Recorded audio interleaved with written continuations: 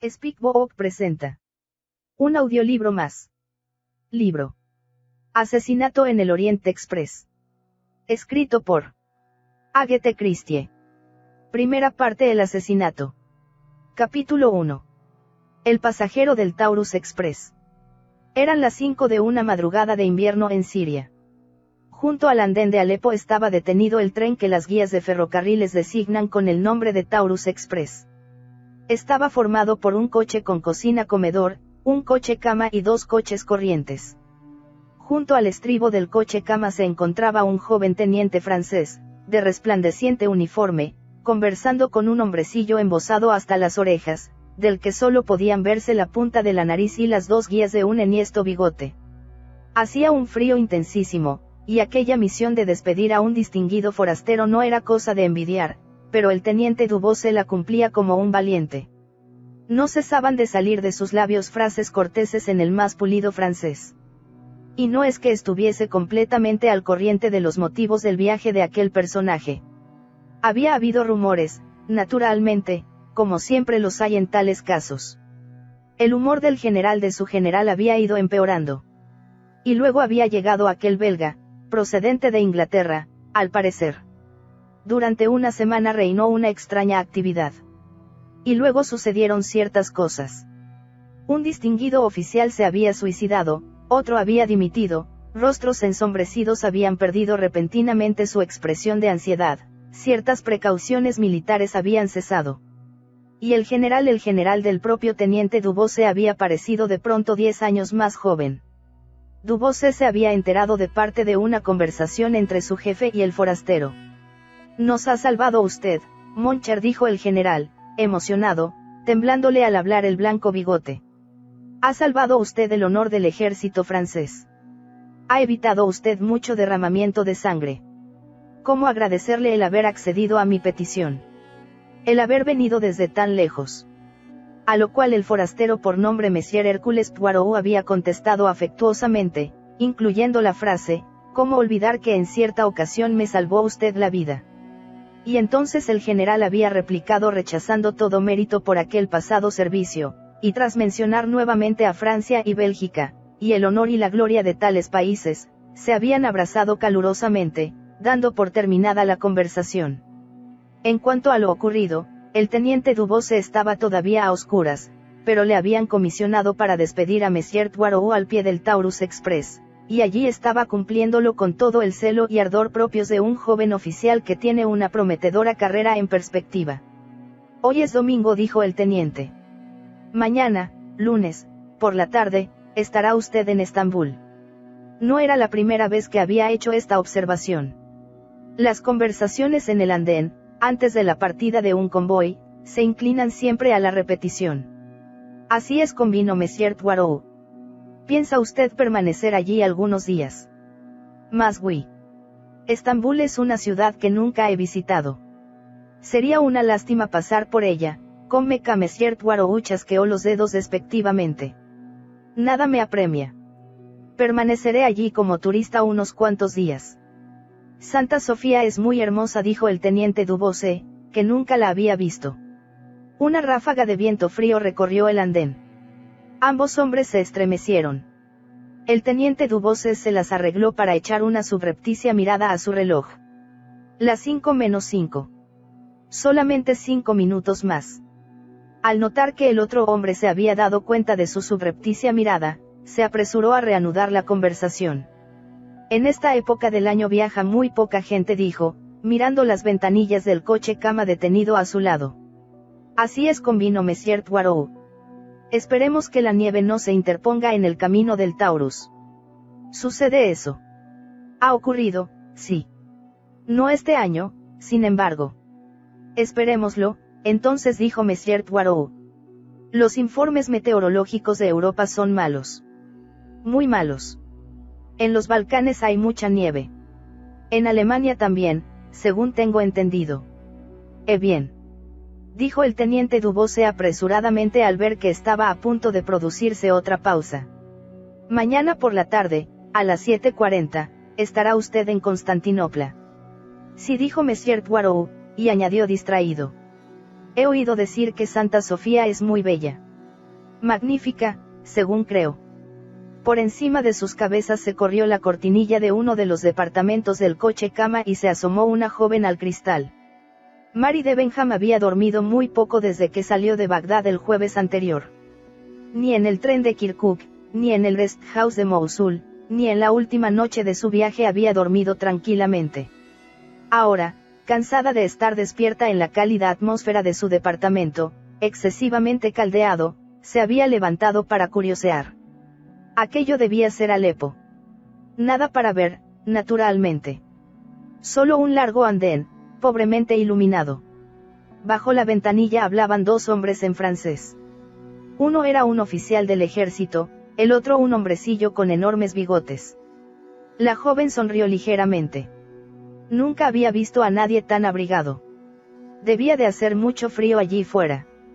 Por eso calentaban el tren tan terriblemente. La joven trató de bajar la ventanilla, pero no pudo. El encargado del coche cama se aproximó a los dos hombres. El tren estaba a punto de arrancar, dijo. Monsieur haría bien en subir. El hombrecillo se quitó el sombrero. ¿Qué cabeza tan ovalada tenía? A pesar de sus preocupaciones, Mary Debenham sonrió. Un hombrecillo de ridículo aspecto. Uno de esos hombres insignificantes que nadie toma en serio. El teniente Dubose empezó a despedirse. Había pensado las frases de antemano y las había reservado para el último momento. Era un discurso bello y pulido. Por no ser menos, Monsieur Poirot contestó en tono parecido. En voiture, Monsieur, dijo el encargado del coche cama. Monsieur Poirot subió al tren con aire de infinita desgana. El conductor subió tras él.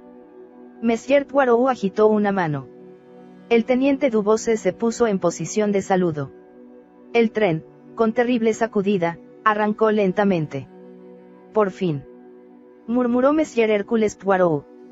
Brrr. Resopló el teniente Dubose, sacudiéndose para quitarse el frío. Asterisco boila, Monsieur el encargado mostró a Poirot con dramático gesto la belleza de su compartimento y la adecuada colocación del equipaje. El maletín del señor lo he colocado aquí. Su mano extendida era sugestiva. Hércules Poirot colocó en ella un billete doblado. Merci, Monsieur el encargado acentuó su amabilidad. Tengo los billetes del señor. Necesito también el pasaporte. El señor terminará su viaje en Estambul. Monsieur Poirot asintió. No viaja mucha gente, ¿verdad? Preguntó. No, señor. Tengo solamente otros dos viajeros, ambos ingleses. Un coronel de la India y una joven inglesa de Bagdad. El señor necesita algo. El señor pidió una botella pequeña de Perrier.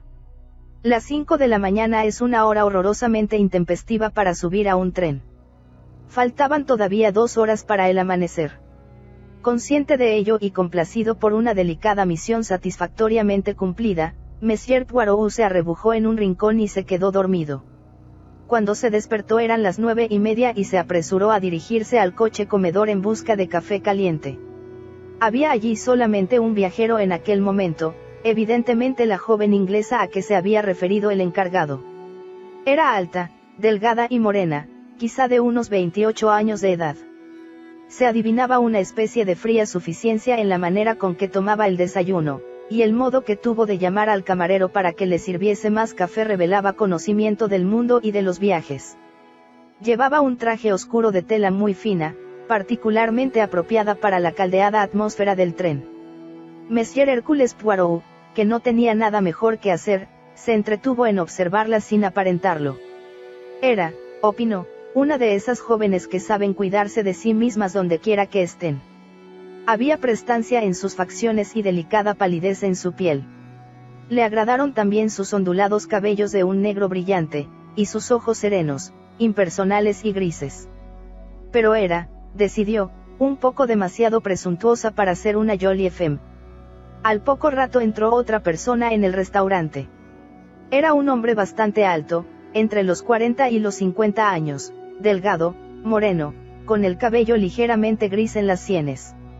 El coronel de la India, se dijo Poirot. El recién llegado saludó a la joven con una ligera inclinación. Buenos días, Miss Debenham, buenos días, coronel Arbuthnot. El coronel estaba en pie, con una mano apoyada en la silla frente a la joven. ¿Algún inconveniente?, preguntó. Oh, no. Siéntese. Bien, usted ya sabe que el desayuno es una comida que no siempre se presta a la charla. Por supuesto, coronel. No se preocupe. El coronel se sentó. Voy. Llamó de modo perentorio. Acudió el camarero y le pidió huevos y café. Sus ojos descansaron un momento sobre Hércules Poirot, pero siguieron adelante, indiferentes. Poirot comprendió que acababa de decirse, es un maldito extranjero. Teniendo en cuenta su nacionalidad, no eran muy locuaces los dos ingleses. Cambiaron unas breves observaciones y, de pronto, la joven se levantó y regresó tranquilamente a su compartimento. A la hora del almuerzo ambos volvieron a compartir la misma mesa y otra vez los dos ignoraron por completo al tercer viajero. Su conversación fue más animada que durante el desayuno. El coronel Arbuthnot habló del Punjab y dirigió a la joven unas cuantas preguntas acerca de Bagdad, donde al parecer ella había estado desempeñando un puesto de institutriz. En el curso de la conversación ambos descubrieron algunas amistades comunes, lo que tuvo el efecto inmediato de hacer la charla más íntima y animada.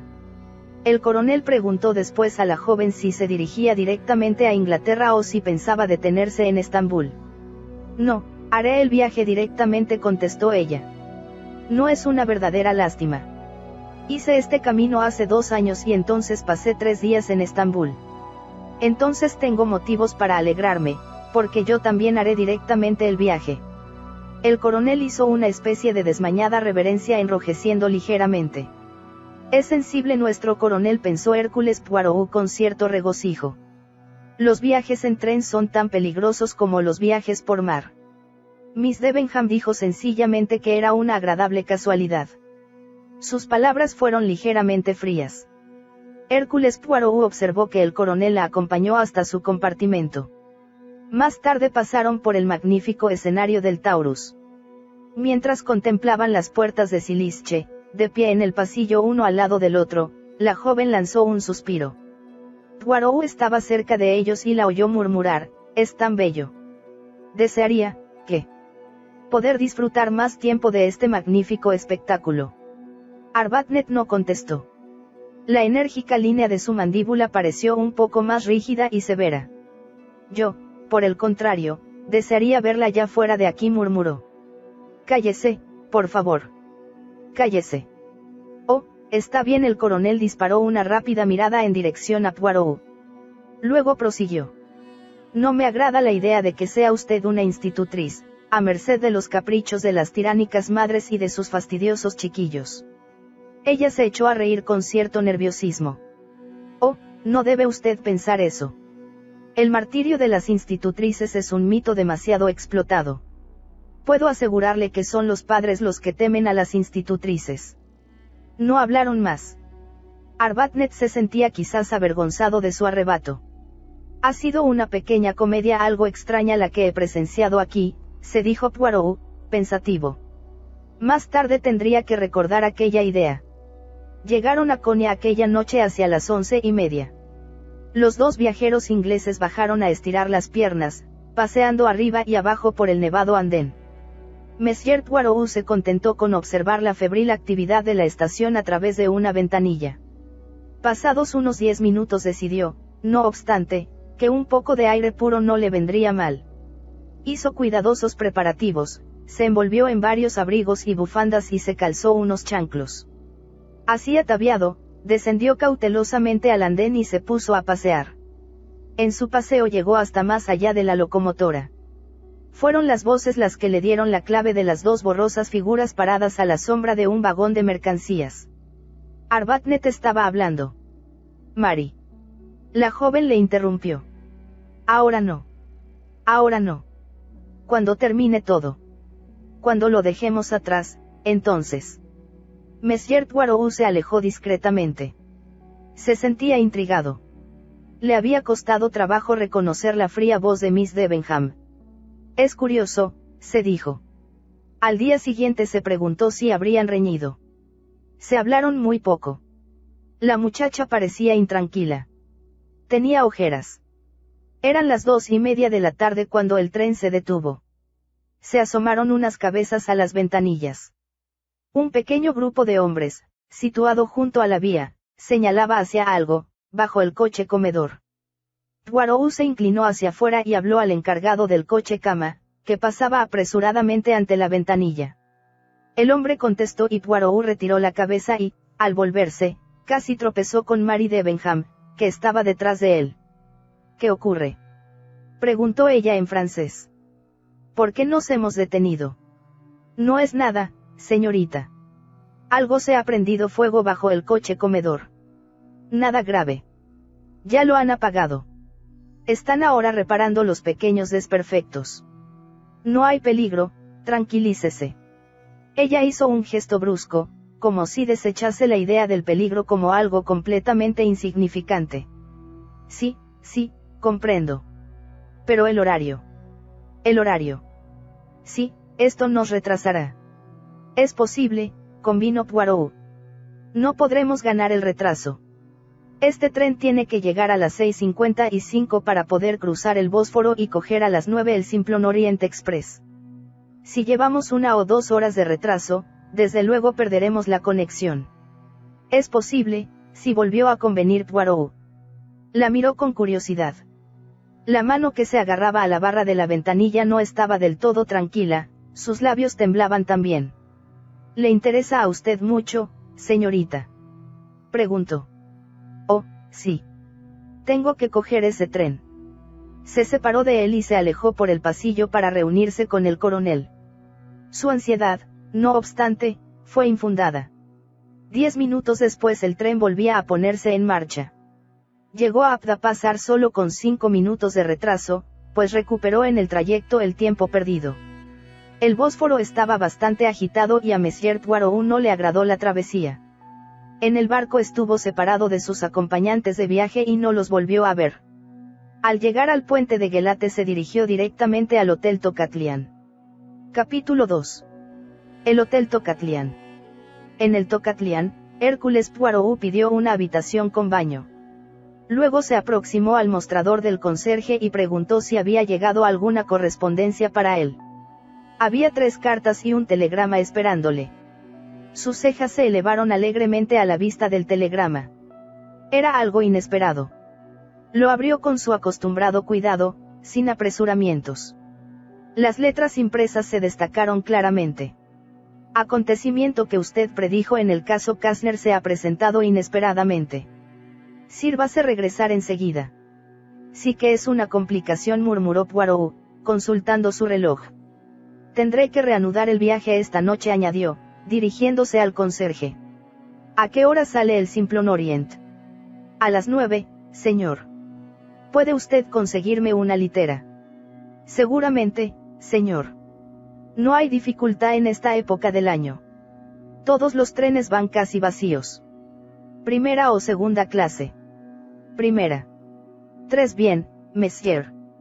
¿Para dónde? Para Londres. Bien, monsieur. Le tomaré un billete para Londres y le reservaré una cama en el coche Estambul-Calais. Poirot volvió a consultar su reloj. Eran las 8 menos 10 minutos. Tengo tiempo de comer. Seguramente, señor. Poirot anuló la reserva de su habitación y cruzó el vestíbulo para dirigirse al restaurante. Al pedir el menú al camarero, una mano se posó sobre su hombro. Ah, mon Dieu, qué placer tan inesperado, dijo una voz a su espalda. El que hablaba era un individuo bajo, grueso, con el pelo cortado a cepillo. Le sonreía extasiado. Poirot se puso apresuradamente en pie. Monsieur Bouc. Monsieur Poirot. Monsieur Bouc era un belga, director de la Compagnie Internationale des Wagens Leeds, y su amistad con el que fuera astro de las fuerzas de policía belga databa de muchos años atrás. Le encuentro a usted muy lejos de casa, mon cher, dijo Monsieur Bouc. Un pequeño asunto en Siria. Ah. ¿Y cuándo regresa usted? Esta noche. Espléndido. Yo también. Es decir, voy hasta Lausana, donde tengo unos asuntos. Supongo que viajará usted en el Simplon Orient. Sí. Acabo de mandar reservar una litera. Mi intención era quedarme aquí algunos días, pero he recibido un telegrama que me llama a Inglaterra para un asunto importante. Ah. Suspiró Monsieur Buck. Laissez-faire. Pero usted está ahora en la cumbre, mon Buck. Quizás he tenido algunos pequeños éxitos. Hércules Poirot trató de aparentar modestia, pero fracasó rotundamente. Buck se echó a reír. Nos veremos más tarde, dijo. Poirot se dedicó a la ímproba tarea de mantener los bigotes fuera de la sopa. Ejecutada aquella difícil operación, miró a su alrededor mientras esperaba el segundo plato. Había solamente media docena de personas en el restaurante y, de la media docena, solo 2 personas interesaban al detective Hércules Poirot. Estas 2 personas estaban sentadas a una mesa no muy lejana. El más joven era un caballero de unos 30 años, de aspecto simpático, claramente un norteamericano. Fue, sin embargo, su compañero quien más atrajo la atención del detective. Era un hombre entre 60 y 70 años. A primera vista, tenía el bondadoso aspecto de un filántropo. Su cabeza, ligeramente calva, su despejada frente, la sonriente boca que dejaba ver la blancura de unos dientes postizos, todo parecía hablar de una bondadosa personalidad.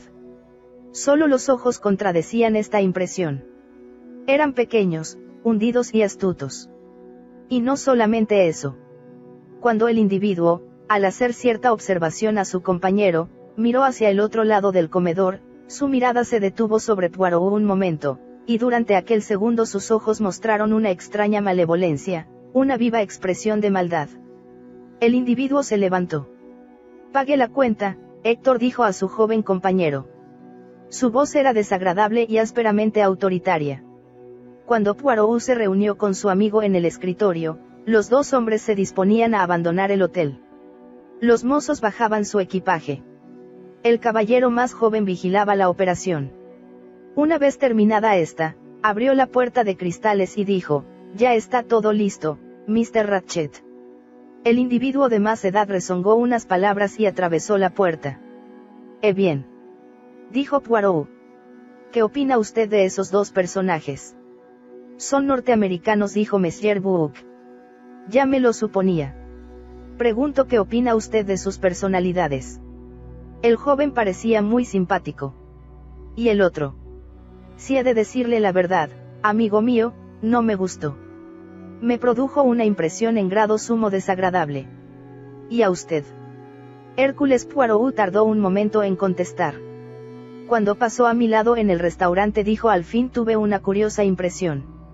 Fue como si un animal salvaje, una fiera, me hubiese rozado. Y, sin embargo, tiene un aspecto de lo más respetable. Precisamente. El cuerpo, la jaula, es de lo más respetable, pero el animal salvaje aparece detrás de los barrotes. Es usted fantástico, mon burrio Monsieur Buck. Quizás sea así. Pero no puedo deshacerme de la impresión de que la maldad pasó junto a mí. Ese respetable caballero norteamericano. Ese respetable caballero norteamericano. Bien, dijo jovialmente Monsieur Buck, quizá tenga razón. Hay mucha maldad en el mundo. En aquel momento se abrió la puerta y el conserje se dirigió a ellos. Parecía contrariado. Es extraordinario, señor, dijo a Poirot. No queda una sola litera de primera clase en el tren.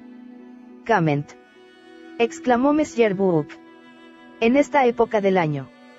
Ah, sin duda viajará una partida de periodistas, de políticos, no lo sé, señor, dijo el conserje, y se volvió respetuosamente. El caso es que no hay ninguna litera de primera clase disponible. Bien, bien. No se preocupe usted, amigo Poirot. Lo arreglaremos de algún modo. Siempre hay algún compartimento, el número 16, que no está comprometido. El encargado se ocupará de eso, consultó su reloj y añadió. Vamos, ya es hora de marchar. En la estación, Monsieur Buck fue saludado con respetuosa cordialidad por el encargado del coche cama. Buenas noches, señor. Su compartimento es el número 1. Llamó a los mozos y estos aproximaron sus carretillas cargadas de equipajes al coche cuyas placas proclamaban su destino, Estambul-Trieste-Calais. Tengo entendido que viaja mucha gente esta noche, ¿es cierto? Es increíble, señor. Todo el mundo ha elegido esta noche para viajar. Así y todo tiene usted que buscar acomodo para este caballero. Es un amigo mío. Se le puede dar el número 16. Está tomado, señor. ¿Cómo? El número 16. Sí, señor. Como ya le he dicho, vamos llenos, hasta los topes. Pero, ¿qué es lo que ocurre? ¿Alguna conferencia? ¿Asambleístas? No, señor. Es pura casualidad. A la gente parece habérsele antojado viajar esta noche. Monsieur Buck hizo un gesto de disgusto. En Belgrado dijo engancharán el coche cama de Atenas, y también el de Bucarest-París, pero no llegamos a Belgrado hasta mañana por la tarde. El problema es para esta misma noche. No hay ninguna en segunda clase que esté libre.